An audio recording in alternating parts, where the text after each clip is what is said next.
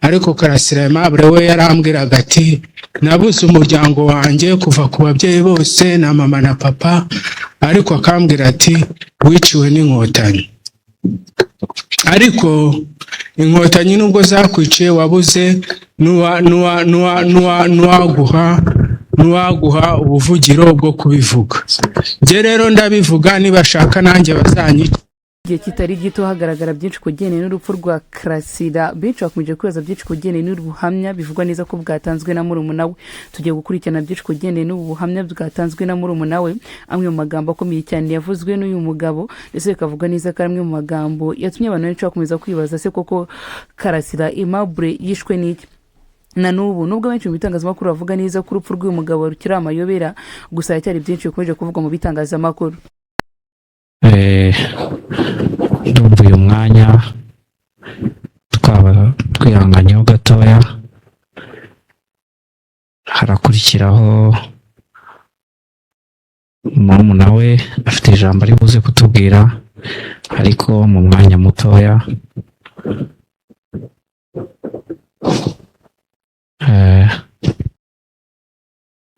numva twamuhereza umwanya nawe ngo hari icyo ashaka kutubwira.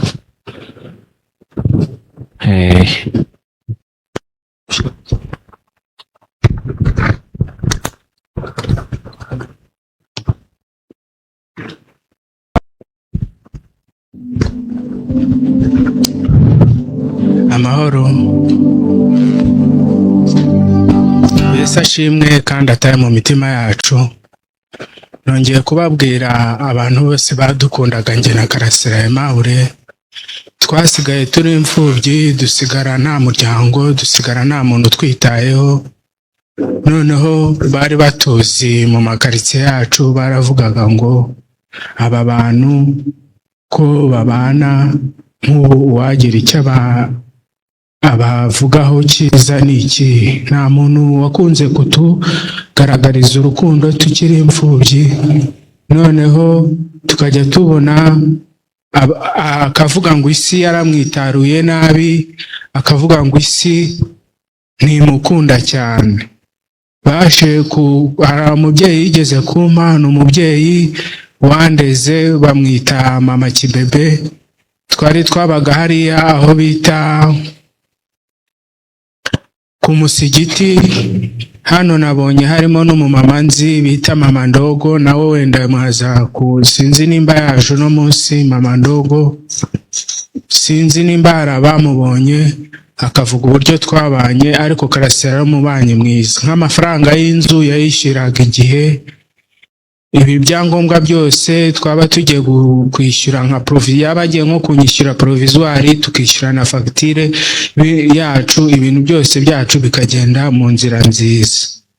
Noneho twebwe tumara kubana na Karasira Aimable, baje kuvuga ko tutikunda, bavuga uburyo dusangira n'abantu kandi abantu bose bamukundaga.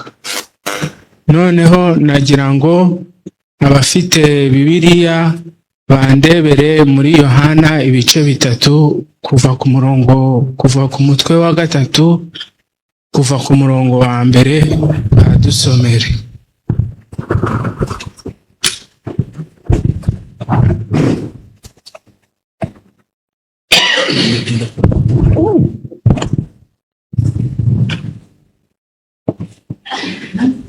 Reka dusome ubutumwa bwiza nk'uko bwanditswe na Yohana igice cya 3, tuve ku murongo wa 1 tugeze ku wa 3. Hari umuntu wo mu bafarisayo witwaga Nikodemu. Ni isomo ngira ngo buri muntu wese afatireho, uje kudufasha muri kino kiriyo atahabizi. Nk'ubu icyo dusabwa nta kindi kugira ngo tuzabone ubwami bw'Imana, turasabwa kuva hari aho Yohana yababwiye ati utambaye inyama n'umubiri n'amaraso, uwavutse bwa kabiri akabya atari kubwo kuva ku munda y'umugore, akavuka akaba ikiremwa gishya, niwe uzabasha kubana nanjye mu bwami n'ubugingo bw'iteka. Dusaba Imana tuzashyingurwe twese turi abera kandi dusaba Imana impano y'Umwuka wera. Twese inzira yacu ni urupfu kandi twese ingororano yacu ni urupfu, ariko icyo dusabwa nta kindi ni ugushikama. Ngiye gusoza rero, mbabwira ibyo mukuru wanjye yambwiye kenshi, nabona ko ari nabyo azize, n'abantu bose babizi bamenye ko badashidikanyije tuhuritse kandi tukaba tubabaye. Nyiri umwana naramubwiye ni ese mukuru wanjye ni igiki kigutera agahinda, ni igiki kigutera gushavura? Arambwira ati urabona tubuze umuvandimwe wacu, jenoside ijya kuba yarabaye nari mfite imyaka 4, ariko nabonye urupfu rw'umuvandimwe wanjye murumuna we uwo bitaga Tuyisenge Emmanuel. Igisasu cyaraje cya Katyusha kikubita ku ruhande rwe, ekara zimukubita mu nda, zimukubise mu nda bamujyana kwa muganga. Bamujyanye kwa muganga banze biranga nawe arapfa. Niho yahuriye no kubabara kuko yikoreye umurambo we n'amaraso amumeneka mu maso. Noneho etape ya nyuma, amashuri yize kuri seminari Ndera. Yabanje kwiga primeri aho bita kuri EPA hano munsi yo kuri Gatagara. Yiga primeri kuri EPA, yiga troncome kuri seminari Ndera, yiga na O level ayiga Lycée de Kigali, yiga na Kaminuza Catholic University, yiga na UNR. Akinana na Maître Karate Sinzi, umuvandimwe wacu bakinaga Maître Karate Sinzi. Akajya mbwira ngo baranyima umukandara wo muri karate umbereye. Kubera iki? Kubera ibyago twagize ibyego, ariko tujye twivugira ahantu neza. Twagize ibyago twicirwa n'umuryango wacu wose urapfa, ariko Karasira Aimable we yarambwiraga ati nabuze umuryango wanjye kuva ku babyeyi bose na mama na papa, ariko akambwira ati wiciwe n'inkotanyi. Ariko inkotanyi nubwo zakwiciye wabuze nuwaguha ubuvugiro bwo kubivuga. Nje rero ndabivuga, nibashaka nanjye bazanyica.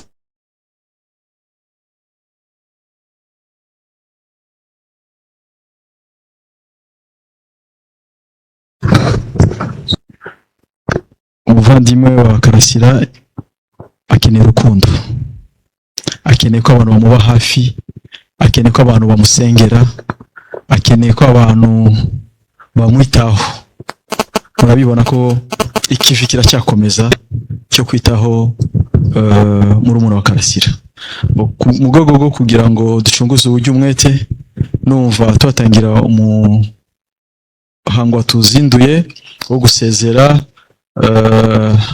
Karasira, hanyuma tukerekeza ku rusengero.